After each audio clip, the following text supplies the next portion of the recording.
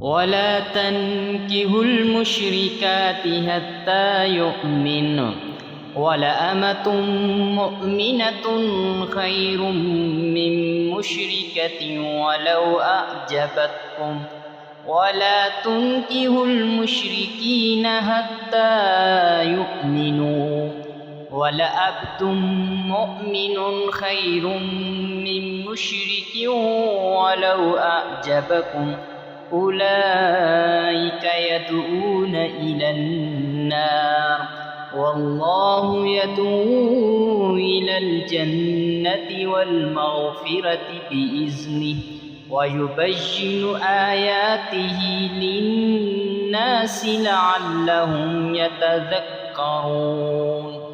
بسم الله الرحمن الرحيم.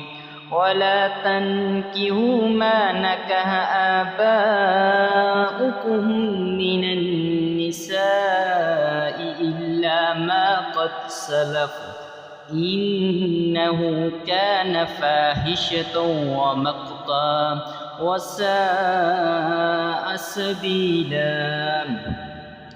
حرمت عليكم أمهاتكم وبناتكم وأخواتكم وأماتكم وخالاتكم وبنات الأخ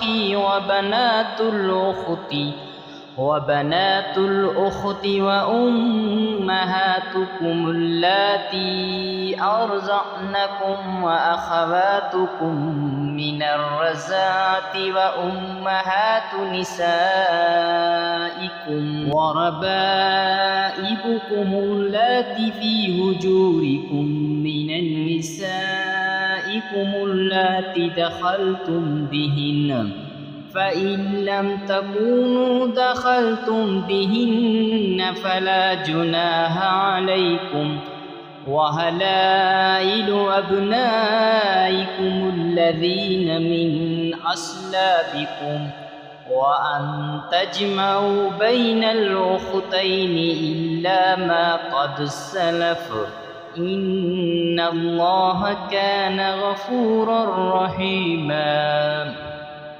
والمحصنات من النساء إلا ما ملكت أيمانكم كتاب الله عليكم وأهل لكم ما وراء ذلكم أن تبتغوا بأموالكم محسنين غير مسافهين فما استمتعتم به منهن فآتوهن أجورهن فريضة ولا جناح عليكم فيما تراضيتم به من بعد الفريضة إن الله كان عليما حكيما.